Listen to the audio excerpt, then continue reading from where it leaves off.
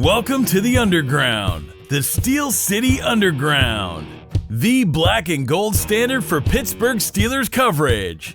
Now, here are your hosts, Joe Kuzma and Brian E. Roach.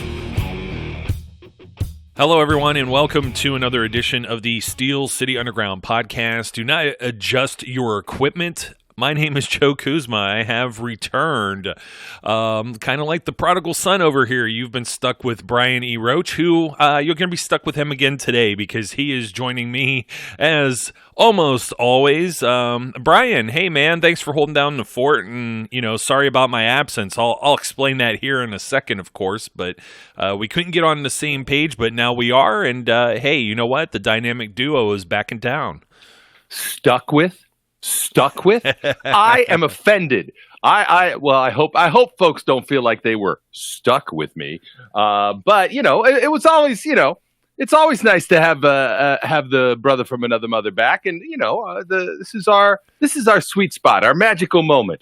So yeah, I'm glad you're back, and we got on the same page. Imagine if you're the professor, Zach Meckler. He's stuck in the middle with you,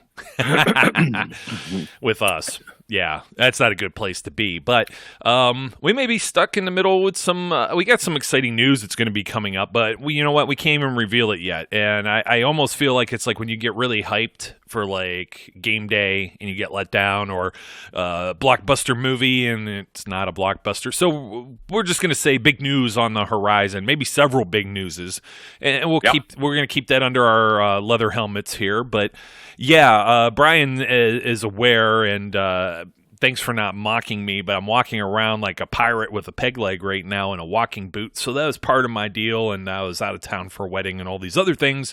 So I has returned, not better than ever, but maybe they can rebuild me, like the $6 million man. We'll see. They've rebuilt you, Brian. I don't know. You got to tell everybody about your weight loss too. I know you did on Twitter, but Brian deserves a hand. While I need a hand up to get off the couch at the moment. Go ahead, tell everybody. What did you lose? Like 4,000 pounds? It's something just insane, especially for the amount of time that you put in. And this crazy man loses a little bit more. He wants to jump off of one of these Las Vegas hotels, the Stratosphere, to be specific. He's trying to drag me along too, but we'll see if I'm hobbling at that point or not. Yeah, it's it was like last August, end of August, I weighed 359, which I'm not ashamed to put out there. 359 pounds, which is more than any member of the Pittsburgh Steelers. Is that more than Big Dan too? Wow, I think so. I didn't realize you'd gotten that high up there. I mean, I always knew you always carried it well though. You're kind of like a bulky guy to begin with.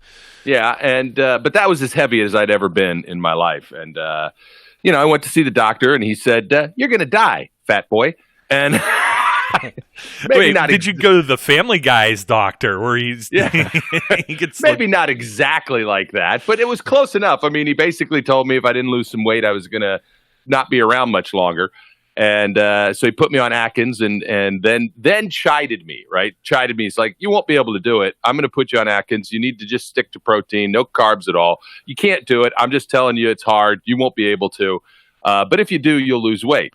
And, as you all know, I'm an obstinate human being. And when you tell me I can't do something, then I go ahead and do it. And so I have not strayed from my Atkins path since that date in August. And now it's like 150 days later, and I'm about 103 pounds at this point, 103 pounds lighter. So I'm down to 256. And shooting for 240. When I hit 240, I'm going to Vegas and I'm jumping off the Stratosphere Hotel. My friend, and, I can't wait to do it. You almost weigh as much as me. The difference being, if somebody else hears this, I'm in a 240 to 250 range, and I could stand to lose a few pounds too. But I'm also 6'5", and Brian's like 4'8" or something. No, I'm just teasing. I am not. I'm 6 foot. but I'm just saying, it's something that's a lot on the frame. And congratulations to you, man. I mean, you're right up there with the other athletes we talk about a lot of times. A lot of these guys. I mean, look at Alan Faneca, who, we'll be talking about this, I think, next week too. He should go in the Hall of Fame. Piggyback, he should have went in last year over Kevin Should Mawae, have but been in the Hall of Fame, yeah. Yeah, already. And I forget the alignment that went the year before, too. It's almost like one a year, but I think they were holding out and putting him in with Troy, et cetera, et cetera. But there's a guy who lost a lot of weight in, his post-pro football career. And you remind me of that. And, we last saw each other, like in November, and it was like, you had your Joe Hayden jersey, and it was like, hey, I thought that thing didn't fit. Well, you remember I said that, and you were like, hey, but I lost all this. I was like, wow, I mean, that's tremendous, So good for you, man. I mean, I know some people don't like some of our opening show banter, but, there's lots of things going on in our personal lives, too. So we just want to keep you informed, and we'll try and be here as bright-eyed and bushy-tailed as we can be. So we do want to talk about some other people that may or may not be here, being with the Pittsburgh Steelers organization in 2020. Our topic or course of the day, I'm not sure if that even works, but I'm going to say it anyways, is free agents. And we have some that we could probably do lightning round on, and we have some that we're going to, maybe hammer a little bit more, you know what I mean? And there's a little bit of overlap with all the draft stuff. You guys and your draft stuff, it's not even a combine yet. There's still like NFL teams playing. Okay, there's only 2, but there's still stuff going on, and I don't get caught up in it as much. So I let Zach, who does it like year round, jump in with Brian, who does it most of the time. And these two are more draft nicks than I'll ever be. I don't try to profess that I know anything and everything. I see a guy I like, and then I'm kind of like, yay, but at the same time I realize we should put it on blast anyways. The draft Twitter that gets out there, and you got some guys that go to like the Senior Bowl or these East-West Shrine games and off-season activities, and they fall in love with people, and they're like, well, they're from Podunk University, and it's like, but man, look at them, they got the right attitude, and it's like everybody falls in love with them. This should be the Steelers' first-round draft pick, even though they don't have a draft pick. Let's trade all the other draft picks to get this guy that's really like a 7th rounder or going to go undrafted. So I try to temper all of my expectations, and it really helps too when you get into the combine that you get to see what the actual NFL brass, all of these organizations, how they feel about a lot of these guys. You'll see how they grade, and that still is at best you're throwing darts at a board, because it never quite ends up like the Todd McShay or when Mike Mayock used to do this stuff. It never ends up the way their boards are anyways. So for me, I'm still pumping the brakes. You guys want to hear any draft ideas from me? It's more or less going to be what you guys talked about already with some targets, but we still got to get the free agency and stuff too first in order to, cross that bridge. And we'll be talking about that here in a second. Absolutely. Look, Zach, as Zach has said multiple times, he lives for this time of year. I don't. I live for the season. Yes. I actually like the games more than I like the draft. While I enjoy the speculation of the draft, you and I both know at some point soon I'll actually start writing some articles again to mock drafts, because they're ridiculous and they're just guesses and nobody's ever right, and that's fine. But it's it's fun. So what the hell? Yeah, I know. It was like the year I said if the Steelers drafted Mason Rudolph in the first round, I was going to set fire to Heinz Field. I had a similar sentiment with Lamar Jackson too, and I know people would be someone spilled their coffee somewhere. You know what I mean? Well, listen to this while driving, and it's like, hey, he's just not that. We didn't know he was going to be a fit in Baltimore, let alone why would you need this guy behind Big Ben? Two completely different, contrasting type of styles, and these are the type of things that we always come about. I remember Andrew Billings being my guy in the first round. He went in the 4th to Cincinnati with an injury that everybody on the inside kind of knew about, and all the draft people that are on TV even they were baffled by it, Brian. They couldn't understand. So, but before we get to all of those fun things in the coming weeks, we've had requests for free agents, and there are several unrestricted free agents on the Steelers. I don't know if is this a wish list, a shopping list, or whatever, and I do have them in alphabetical order, although it's not as exciting to do the show if we do this way. I don't know, because Artie Burns is at the top of this list, so yeah, sure, let's do Artie Burns. Why not? we already kind of like soured a lot of this because we were talking about the guys, whether or not they could cut certain people, save money. Even if they cut certain people, let's just throw Vance McDonald out there. You say Vance McDonald's like probably like I think I found he was like the 14th highest paid tight end in the NFL. And somebody got in an argument with me on Facebook, and they were like, he doesn't play like the 14th highest paid. And it's like, what do you know? It's like Darren Fells is making more money than he is. Darren Fells catches like 12 passes a year or something. You know what I mean? He is making that money because he's a blocking tight end. So there's different roles and things of that nature. We have another guy that's on this free agent list that's a tight end, and the cupboards are going to be bare. I know what you and the professor were saying about draft targets. You bring in a guy from the draft, let's say Devon Bush, like for example, making more money than some of these other guys that are on the roster as a rookie because of where he was selected, first round, top 10 pick, things of that nature. So you got to have money for the draft picks too, and it doesn't necessarily mean that when you're cutting like a player and you're getting like this little bit of savings, well, you're thinking that savings is automatically going to be applied to Bud Dupree, who is on this list, and he is by far, without a doubt, the top priority. Pretty much everyone has said that. I believe Art Rooney, too, in his interview like a week ago even said that. We know Mike Tomlin's on record as saying it. So you just don't get that money and apply it straight to Bud Dupree. You might get a little bit of that money because you got to go and sign somebody else to fill that other hole. So if you want to hear that whole show, we hammered that topic for about a good hour a week or two ago, I believe. Yep. You could go back and hear all that. I'm going to try not to be a broken record here and just basically say, hey, they don't have a whole lot of money and they got to make some magic things work. And I understand the capologist's apprentice went to the Panthers and there was panic about that all of a sudden. And it's like, well, the main guy's still there. So you still got Kevin Kohlberg and is it Omar Khan? Now I'm drawing a blank. Khan. Yeah, I can't remember. I think it is Omar. Yes, and these are some of the guys, and of course they have their own minions and stuff running around with calculators and in their pockets. Well, that's the way Brian visions it because that's the way it used to be done back in the 60s and 70s. It was like I couldn't help it. I know they have iPads. I know. I'm sorry. You ageist bastard. I am always ageist. Artie Burns is an interesting one. I mean, you got to understand that even if they find the money for Bud Dupree, there's going to be some changes and there's going to be some people that are going to be let go here.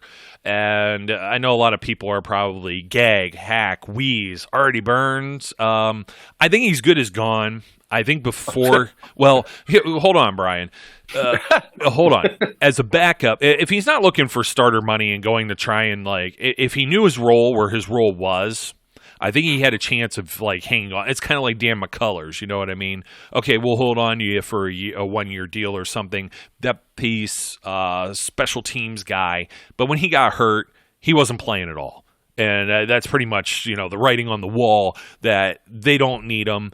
And it's going to go down as maybe not one of the better first-round picks for the Steelers. I'm not sure where that ship turned around and sank, but he had promise early on, and now he's basically out the door after 4 years. Not even a fifth-year option on him. They have plenty of guys in the secondary, provided some of these other moves we talk about. Some of these things happen, and of course they drafted Justin Lane last year. They could use a draft pick on another guy in the secondary somewhere, or even just add like a lower priority free agent that could probably fill Artie Burns' role. I understand he's burnt toast, as some people are trying to say, and things of that nature. But I was just trying to say from a very specific role, if he felt he was cool with that role, he may have carved out like a small niche with the team, like a Dan McCullers or somebody like that, despite having that first round pedigree. Yeah, the thing is with Artie, I know there was, the beat writers reported that the minute the season was over, he cleared out everything. This is a guy with a first round pedigree. This is a guy that maybe was overdrafted, but probably not by a ton. He would have gone in the second round for sure, and probably high up if the Steelers hadn't taken him where they did. He was not poorly thought of, right? He was well thought of by multiple teams. Just hasn't worked out. And I think we've talked about this in the past. The best thing for Artie Burns is to move on and find a new start if he wants to be a starter. But you're right. If he wanted to take real low money so he could be a special teams contributor here and a backup player, he might have a role. But that's probably a hard pill for that guy to swallow because you're not talking, making draft pick money anymore. You're talking making less than what he's been making. So I would be stunned if Artie Burns does not go try and test the free agent market, see if he can make books somewhere and get a nice chunk of change, because he's a family guy. He's trying to take care of his brothers and do a lot of good things. I just don't, not that, look, if you got $1 million a year from the Steelers as a special teamer, that's not unreasonable, but and you should be able to take care of your kids with that. But yeah, we live to the means we get, and he's had bigger means than that. So while he has the opportunity, I think he's going to pursue it. So I think the chances of Artie Burns being on the Steelers roster or in Steelers camp at the start of the season are zero. So small that they may as well be zero. Yeah. Yeah, I mean, I guess maybe a better comparison would have been Darius Hayward-Bay, who was drafted very high by the Raiders and bounced around and things of that nature, and then settled into the role that he did. And you're still talking about an athlete who's fast and things of that nature. I think he'll land somewhere, maybe not in a starting capacity, but he's got that first round, pedigree. He was scouted. He was looked after. He was interviewed, all this other stuff we're talking about with this draft process. Teams had interest. Somebody will take a stab at it. I mean, Jarvis Jones even got a second chance. I mean, come on. I mean, yeah, absolutely. And Jarvis Jones was by far, probably a way worse pick than Artie. I still am not sure what went wrong there. Here's a guy some people have been ragging on that I don't think they should. That's going to be an unrestricted free agent, and that's Sean Davis. And if anybody had a shot at coming back, it would be he over Burns. But again, when you don't have enough money in your wallet, I don't know how you're going to be able to afford some of these things. And here's the biggest thing with Sean Davis now. He doesn't have a role with this team. He doesn't have a job. I mean, he basically he was hurt for most of camp. When did he play? Did he play week 2, week 1? I should look up some snap numbers here, and I will. But you know what? Prior to this season, the guy never came off the field, and it didn't matter where he was playing. Free safety, strong safety, nickel corner. Once he became entrenched as a starter, which was 6 weeks into his rookie season, very versatile and never came off the field. Fairly sure tackler, I would say. Definitely a guy that could contribute with this team. But how? They have, and some people aren't realizing too, I think when Terrell Edmunds he has his full year under his belt now, and he's played alongside Minkah Fitzpatrick. And now when he goes and has a training camp with Minkah, I think it's a feeling out process between those two. And, obviously you have both of them, and I don't see Sean Davis coming in and supplanting either of them. So where would Sean Davis go? I mean, he could be a nickel corner. We have to talk about some stuff there with Mike Hilton. Obviously, they still have Cam Sutton. I mentioned they drafted Justin Lane. I don't know what his role could be in competing for some time, that position. The Steelers have used dime backers. I mean, Cam Kelly's not on the roster anymore. Marcus Allen was relegated to practice squad from, being a 4th-round draft pick, so he's probably not the guy either. They would probably like to upgrade, in that type of spot. Originally, they had Morgan Burnett 2 years ago when they brought in Edmonds. So, he could have a fit there. The thing is, you go from being a starter at multiple positions, and you are a versatile guy, and we know Mike Tomlin and company like versatility, but you're going to probably not make the same kind of money and be asked to be a backup or a bench guy. I have the strong gut feeling that he will go somewhere else. It'll be an okay deal because the safety market has been really weird, Brian. We were talking about this too. Mike Mitchell, took forever for him to go over to the Colts after the Steelers let him go. Trey Boston. You had Tyrann Mathieu. I mean, that was a 1-year deal with the Texans. It was And I know he signed the bigger deal, but I mean, as soon as it was like people weren't willing to dish out long-term contracts or big money for safeties, and there was a ton of them. I even want to say Burnett sat around and collected dust in free agency last year, though, but don't quote me on that. But I mean, that's what it takes basically, is to have a team that has nothing, that's pretty desperate, like a Cleveland Browns, and that could very well be where Sean Davis ends up. I don't know, because they change their coaching staff all the time, so I don't know if there's anybody that's like, oh, we saw him play last year or the year before or whatever, and one of those things where you put somebody from another team that you saw and liked, and maybe you had as part of your initial draft process as well. But I do believe he'll go somewhere. He'll probably compete to be a starter, so the Steelers will not be in the contention when it comes to the amount of playing time and or money that Sean Davis will probably be looking at in other places.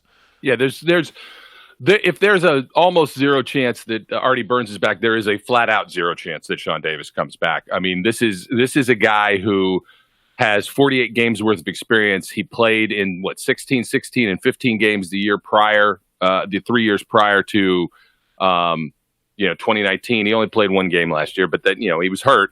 And this is a guy who has starter capability. He may not necessarily be perfect, but not every safety is Minkah Fitzpatrick. So he's gonna find a role someplace. He can learn. He can continue to grow. People got to remember, this guy's only still 26 years old. I think he has a very good chance of making a nice contract this time out. It's not going to be he's not going to be the most sought after free agent safety, but he will get a deal someplace that will be a nice deal for him and get another chance. There's just literally no way the Steelers can afford him. And the more important thing about it is, as you said, what would his role be anyway? He's used to starting. He's started for, really the vast majority of his 3 prior years here, and it's hard to relegate yourself to go back, because he really lost his position due to injury. And once that happened and they made the Minkah trade, he had no place to be, and he still really kind of has no place to be. As you talked about the nickel position, I don't know that he's well suited to that. I think he's been kind of a jack of all trades when he's been here, so I don't want to discount that he could do it, but they got other options there, and I just don't. This just doesn't seem like it's a way to find common ground between the team and the player when he's going to have just greater opportunity elsewhere. So I agree with you. There's really no way he's back. Yeah, I mean, he very, very rarely misses any time, and I was kind of looking this up. I went back with 2017 here, missed just a handful of snaps here or there in certain games. There was a Week 3 game that he played very infrequently back in 2017. He played 950 out of 978 snaps. That's pretty much him playing safety. I mean, I could go back to 2016, but he was all over the place. 2018, so this would be his 3rd year in the league, and he gets moved to another position. He plays 89% of all snaps. He does not play in Week 17. At least I don't have him listed as playing, but 979 out of 1,046 when it comes to snaps. So, I mean, pretty much an Iron Man and a very, a guy you could have counted on. He is usually available. That's the best ability, right? Availability, provided you don't completely stink, which I don't think he completely stunk. The only reason I was saying this when comparing these two guys of the same draft class, no less, is that I don't think there may be as much interest in Artie Burns as there would be for Sean Davis. That's why, I don't want people to think I'm sounding crazy and thinking Artie Burns is a better player. I'm thinking to myself, this guy is going to have a couple feelers and that's it. I think Sean Davis, although the safety position has been lukewarm, I think there's some teams that could use help. And since he can play a variety of different roles, that only helps his resume as far as other teams, seeking his seeking his services. Absolutely. And I think Just to bring up a point, there's one of the many members of Twitter, draft Twitter, and that thinks that they know all and are best. Just actually very recently tweeted out, because I'm not going to name him. You know why, and I know why, but I'm not going to. I already know who it is. Yeah, I just tweeted out that they should definitely sign Sean Davis if he's affordable. First of all, you're an idiot. He's not going to be affordable. Secondly, to start over Terrell Edmunds, quit giving up on Terrell Edmunds. I think it's a ridiculous concept. As you stated, it's time for us to give him a full season with Minkah and a full training camp with Minkah and see how he progresses. We all agree he probably regressed some last year, but again, as bad as it was, or as bad as it looked at times, it really wasn't that bad. The problem is this defense is so good that when you make mistakes and appear to be the only one making mistakes, yeah, you end up looking like the weak spot. I think Terrell Edmunds can have a great bounce back year. And as Zach said in the last episode, just remember last year at this time, there wasn't a human being wearing black and gold except for a few of us here who wanted Bud Dupree to get that 5th-year extension. Yeah. And now you're willing to back up the trucks, the Brinks truck to give him as much as he can to keep him. So let's cool our jets a little bit on the let's have Sean Davis start over Terrell Edmunds.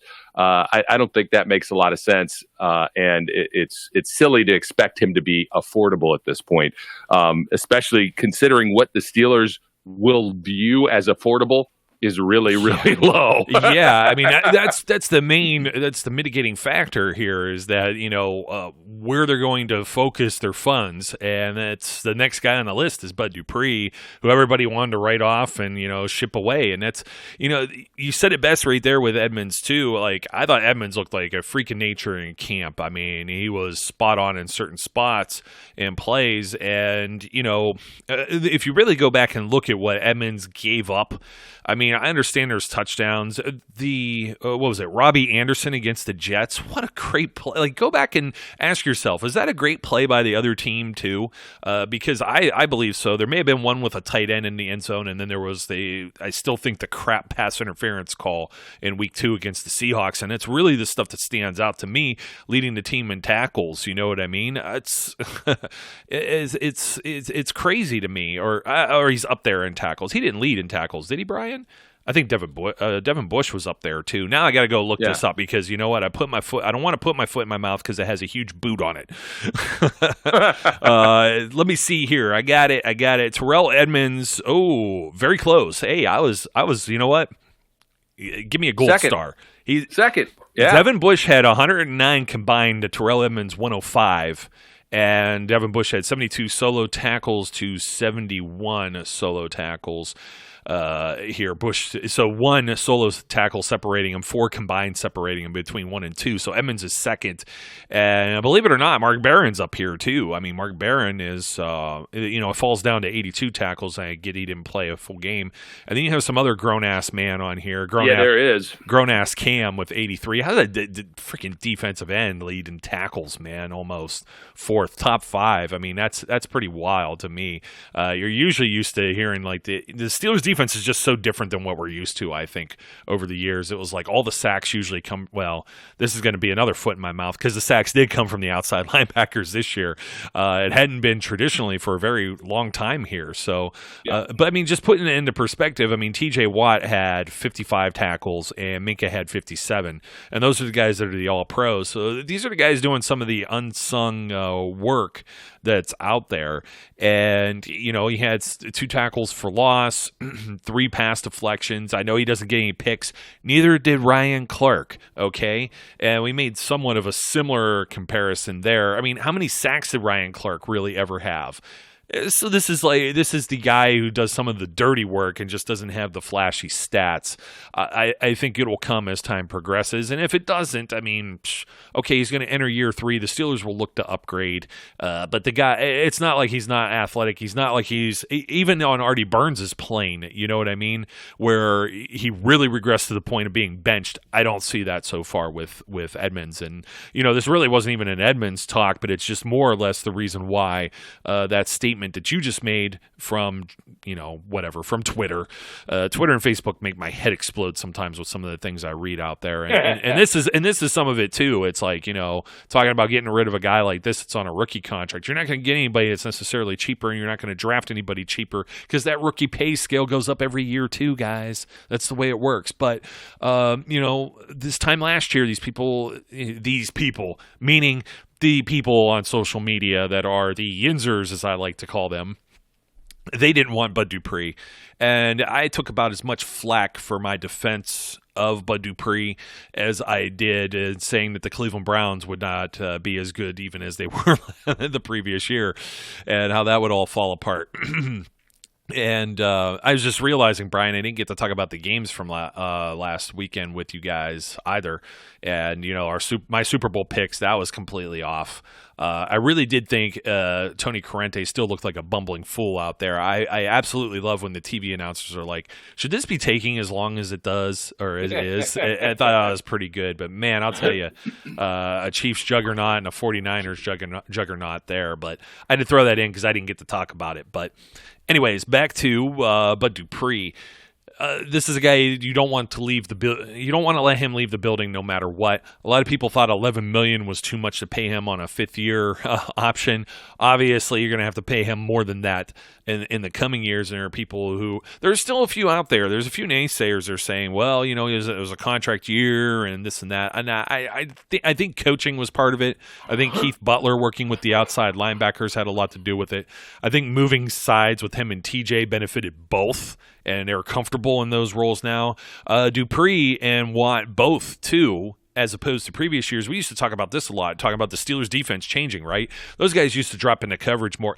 That's done. They're rushing the passer again, and they're coming full force, and they're bringing grown-ass Cam with them, and they had to it, too.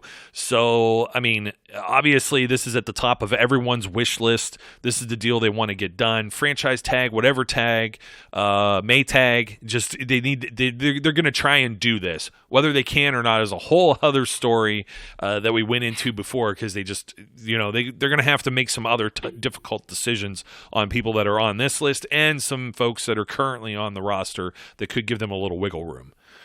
Yeah, the real question is, what does Bud want, right? What is Bud and his agent determined is the number for them? $8 million right? Would be perfect. Oh, it would be. It would be fantastic. Of course, that would be amazing, but that's not going to happen.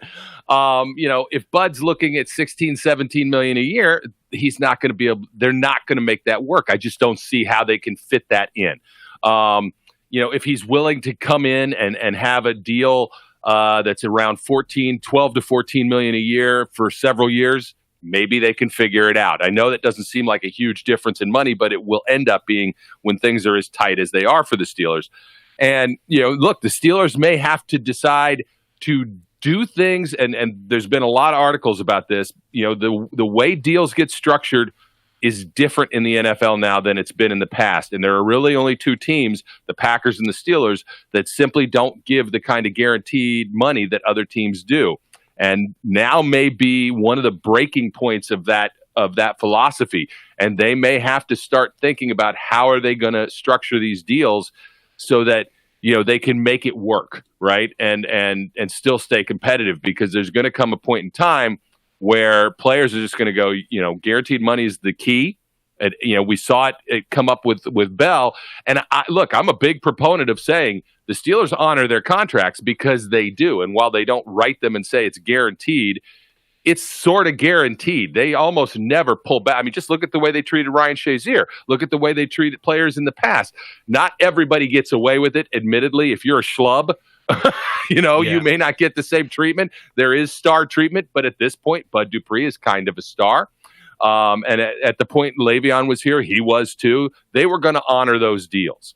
So I think that there still is truth in that. But there's also the perception from the player's side, and if the player needs to feel that level of comfort, they may have to start rethinking how they do deals and how they set things up. But we'll see how this all transpires during this offseason. It's going to be a really interesting one from that standpoint, and a couple other guys that we're going to talk about down the road, and one that isn't really on this list that you mentioned as a bonus question, so to speak, before we started recording. But Look, I'm encouraged. I'm very encouraged that Art Rooney and Mike Tomlin both have made the statement that Bud is the priority, that they feel like they need to get that done.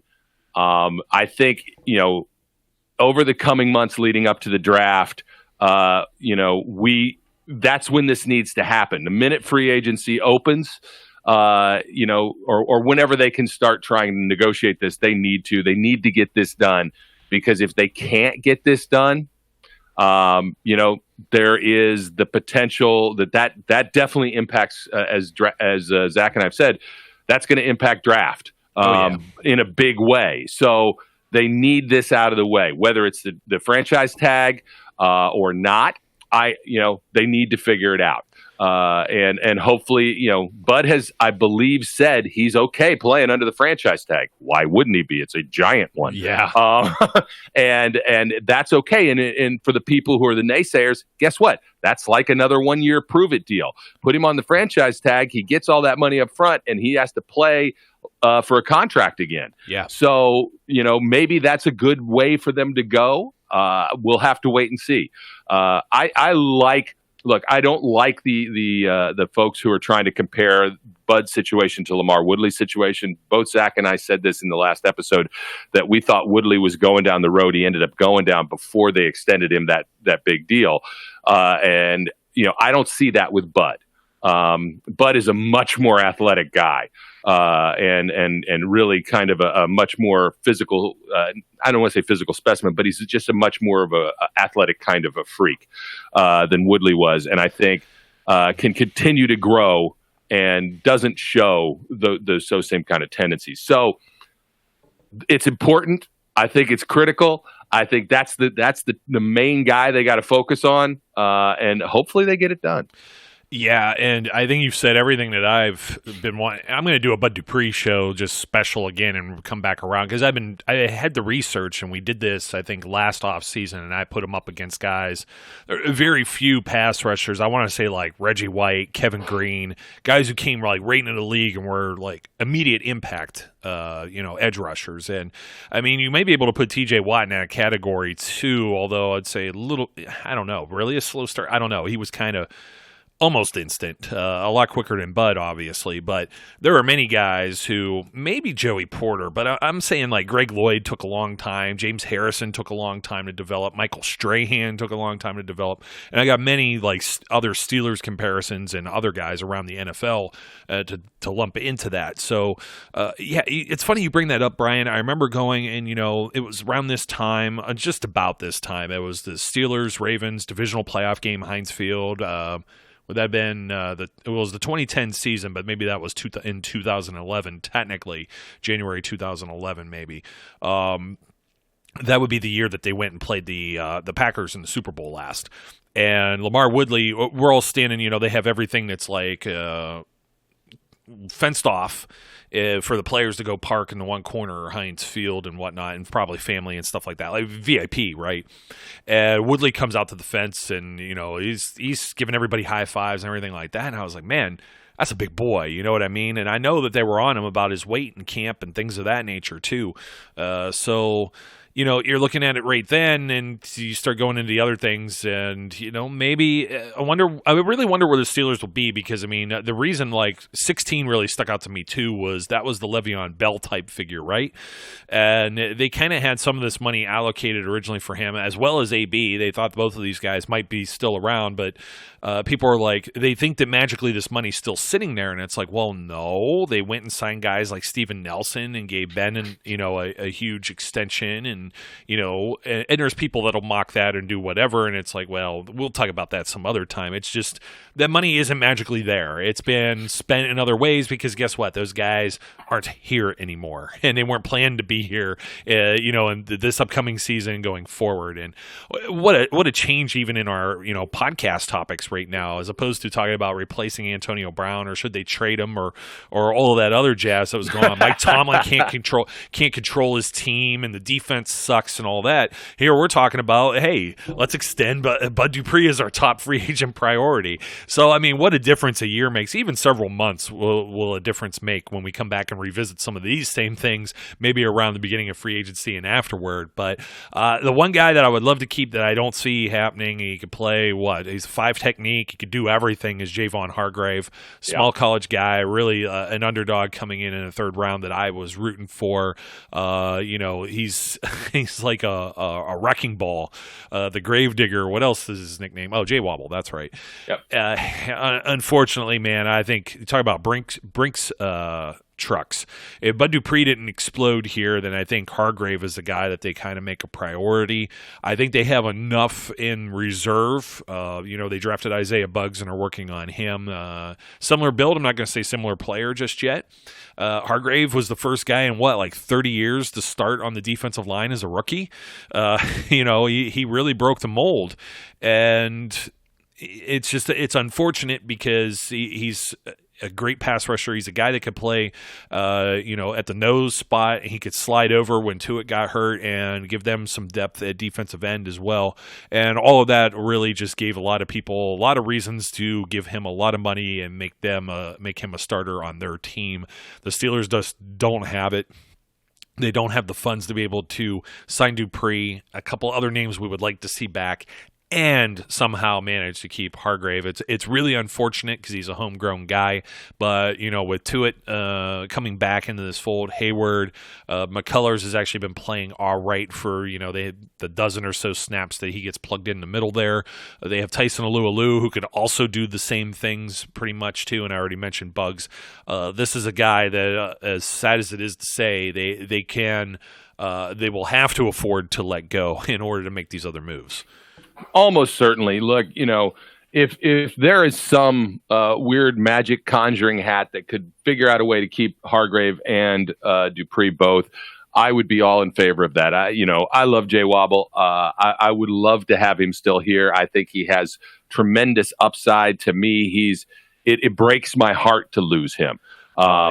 Somber mood. Yeah, it's a downer.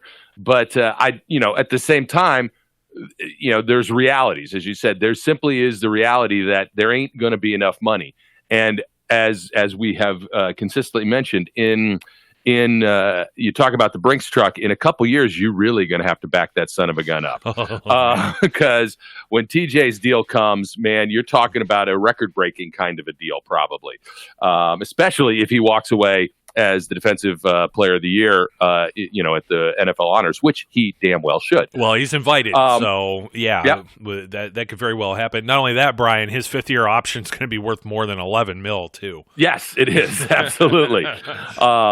You're just talking about the realities of the situation, and it's a shame because Hargrave could be a very dominating piece if you go back and think of having Tuitt, Hargrave, and Hayward in the middle of this defense, especially with the way he has grown into his role. And if Tuitt can stay healthy and play the way, that's just an indefensible line. It's just crazy how good they could be. So, it's a sad thing that it probably is not, again, this one, I'll give it a 2% chance that they could find a way, and only because I think Hargrave would probably like to stay. Whereas, because he has a role, it's defined, they know what they're going to do with him. So I think he would like that. On the flip side of that being, Artie and Sean Davis, where they don't have roles and probably want to go try and start at another team, Javon would have that here. So that's why I'll give it a 2% chance that they can figure it out. The 98% chance no is because, unless they start printing their own money in the basement, I don't know how they're going to do it. Well, aside from him playing defensive end and being in part of a rotation, we're talking about a guy who previously probably saw about 30 to 40% of snaps, comes out on a lot of sub-package football that the Steelers do with nickel packages or other defensive back-heavy packages. So unless part of the rotation, they have the ability to lean on everyone else. So this is somebody that's also, I think, a little, as hard as it is to say, I say it's like somber, you know what I mean? Somebody that they can replace. Now, talking about lightning round. Let's just go. This guy's initials are almost lightning. LT Walton, brought in because of the injury to Stephon Tuitt and because he was available because he wasn't playing anywhere. Just merely depth practice type squad guy. I don't see him back. They didn't make an effort to bring him back before, even though, he was a friend of the show. So it's sad to hear, but just this is the nature of the business and things that don't pan out. Tyler Matakevich, I think we know who he is. Maybe there's a Dan McCullers type deal for him, but man, that linebacker room is crowded. If Mark Barron, as I'm predicting, doesn't go anywhere, they get Ulysses Gilbert back healthy, they're going to want to see his progress, and that's going to eat into any reason for Matakevich to really hang around. It would have to be an El Cheapo deal, and he was like a 7th round pick. He's already overcome the odds as far as longevity in the NFL, coming out so late in the draft. The other one in this lightning round is a tight end with Nick Vannett. He's the main reason why you don't want to touch anything with Vance McDonald right now, because I would assume that Vannett will get a deal somewhere. It's just amazing the amount of money that Jesse James got last year and how valued some tight ends are. I mean, look at Nick Boyle with the Ravens. I mean, they paid him a boatload of money too. He was the big announcement, remember, when we made fun of it. Yeah. So, I mean, Vannett, there's no telling where he could be anywhere. I think that one's a coin flip, personally. As much as I would like to bring him back, they need the depth. He could even mature into being a starter type of role. He's a younger player. He's just outside of his rookie contract. So when they traded for him, he's already in that 4th year of his deal, and he was a mid-round guy.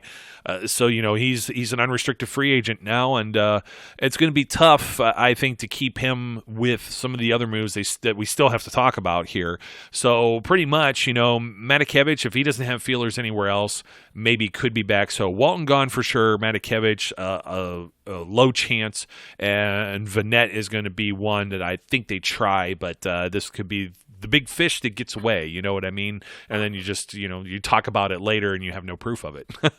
Yeah, Matakevich, you're talking about less than $1 million to try and bring him back, or right around that number. And if they can do it, he's a key and core special teams guy, and that's important. Let's not undersell that. That is an important function.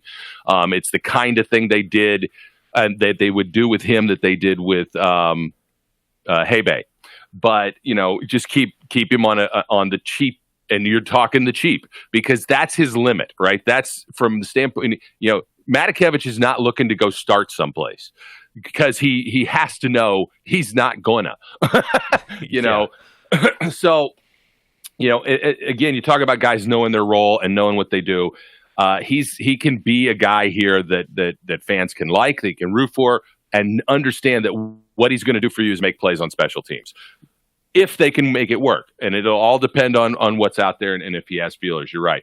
I agree with you on LT Walton. Look, LT Walton has been in and out of the Steelers rooms for a while, and while he's a nice guy, as you said, friend of the show, I just don't know how they're going to keep him around, and whether they have the depth even to do it. They're going to have enough spots to try and find it and make it work. And with the cash, strapping that they're going to be under, I don't know. And then you get to Nick Vannett, another former Ohio State University product, who I would love to see stay. But, if somebody decides to give him like Jesse James types money, and take a flyer and say, hey, we think he can be something, they can't do it. They can't match it. That's the problem that they came up with when, they got a guy who was really on the end of his deal, right? His initial rookie deal. And they're going to let him, he's going to be an unrestricted free agent. And that's just the way it is. There's only so much you can do. You kind of have to hope he doesn't get a lot of inquiries. And then you can make him some kind of an offer that is not necessarily unfair, because that's the Steelers, I don't think, do that, but works, and hope that he likes the environment enough and enjoys being in the room and sees the opportunity he may have here to grow and decides to stay. Of those three that we talked about, look, I would like to see Matakevich stay just in the role he's been in, as long as it works for the team. But if he's gone, he's gone. And as you said, there's a lot of unlike in years previous, there's actually a lot of depth in the linebacker room. Ulysses Gilbert is going to get his chance. Ola's going to get his chance on special teams probably.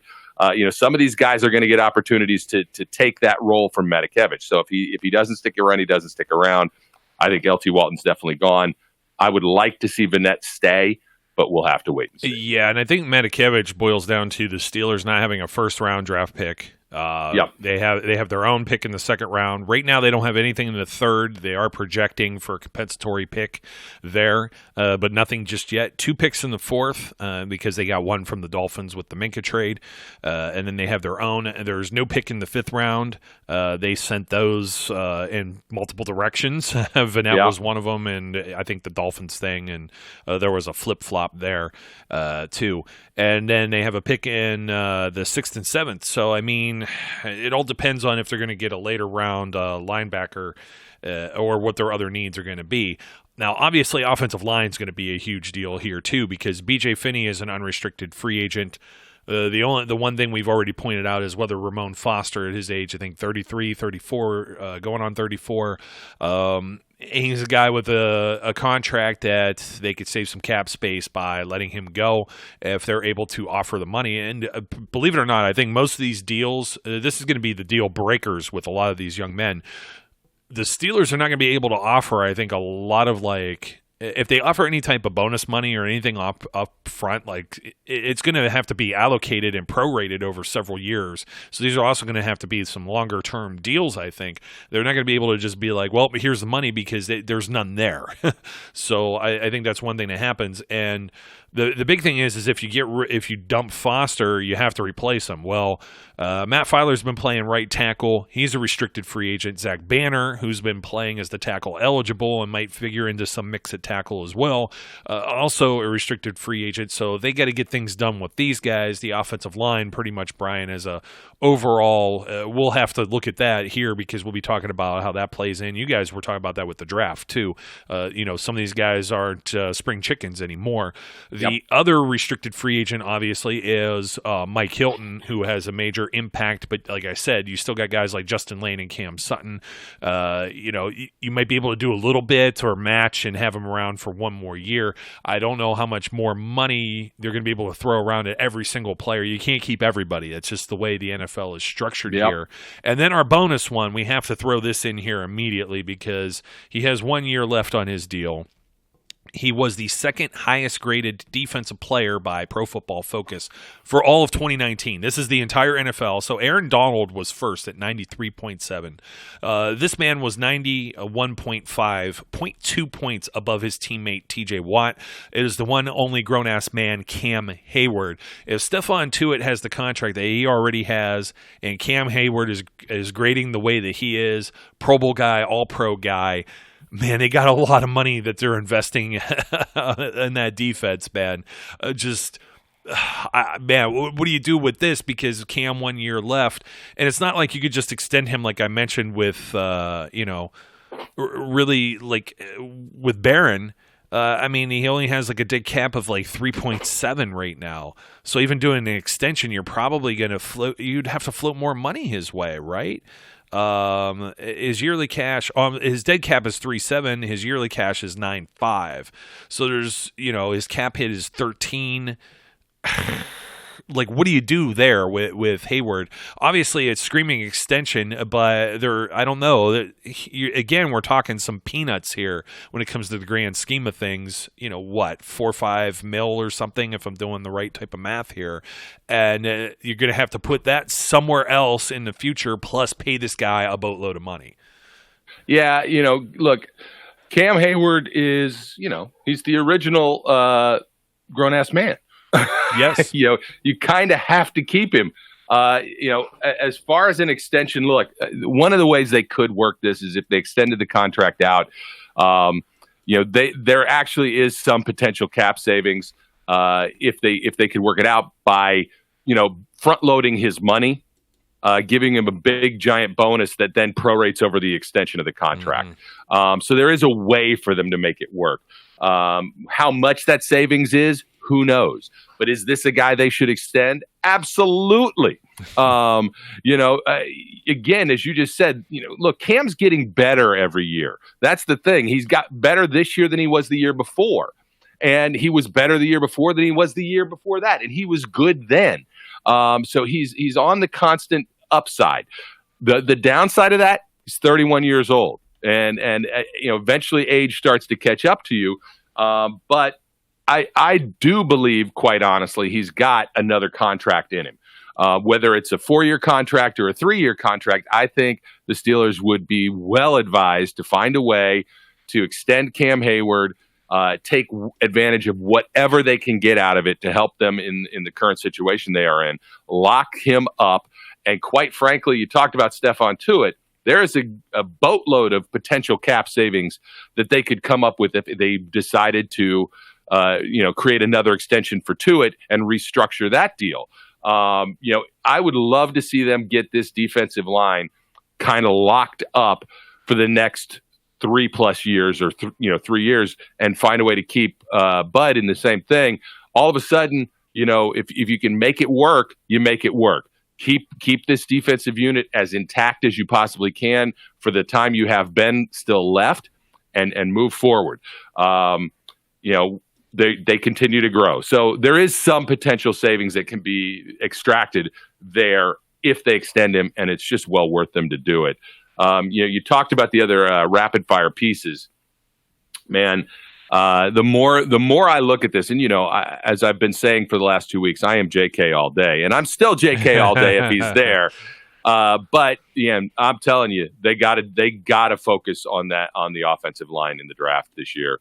The more I look at it, the more I think about it.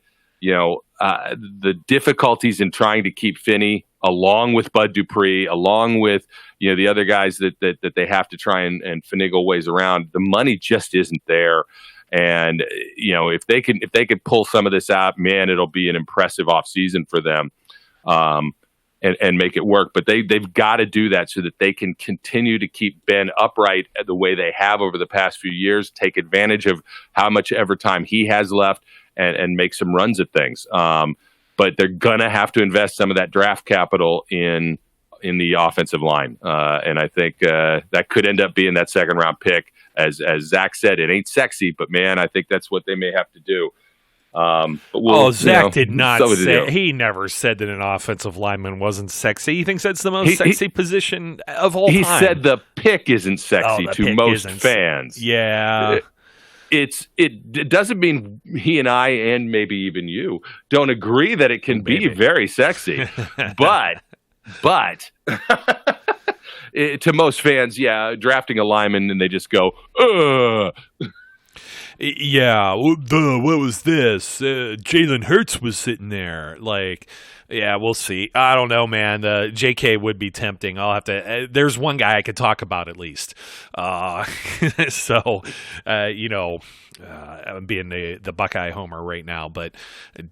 Geez, what a dynamic player. And, you never know where the health and everything else is with James Conner. But you still got him for another year. You don't have to jump the gun on that. Same thing you guys said. Benny Snell's still around and things of that nature. You're kind of looking at, man, all these offensive linemen. You're talking about maybe, Ramon Foster isn't there anymore.